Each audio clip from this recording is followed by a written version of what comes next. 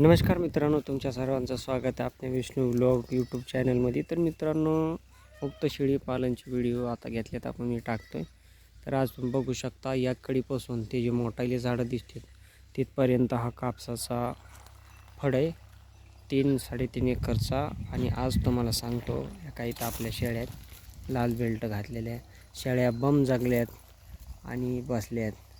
आत्ता 2 वाजलेत. आता तुम्हाला सांगतो 2 वाजलेत आणि आता शेळ्या जगून बसल्या आहेत.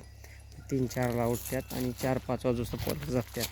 तर असं सीझनमध्ये कापूस भेटते. तर कसं मस्तमध्ये बघा आहे का नाही. बोंड तुम्हाला बोंड दाखवतो. बघा या झाडाला किती बोंड आहे. हे बघा असे बोंडाचे कापूस आहेत. त्यामुळं चारा नाही किंवा कसं होणार.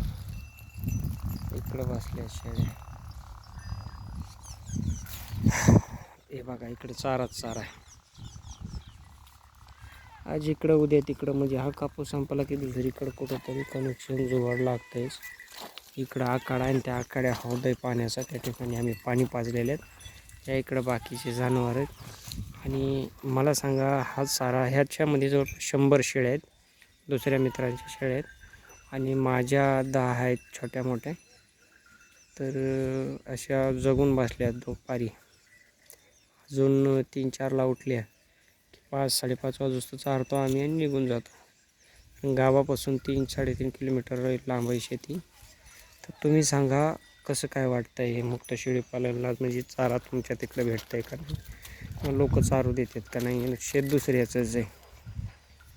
ह्या पार्टीमध्ये काय जण लुटर मारतात, नाहीतर काय जण शेळ्यावाल्याकडून उपटून घेतात, म्हणजे उपटून द्यावं लागतं. तर तुमच्या तिकडं काय सिस्टम आहे ते सांगा. व्हिडिओला लाईक करा, चॅनल सबस्क्राईब करा आणि सपोर्ट करा तुमच्या भाऊला.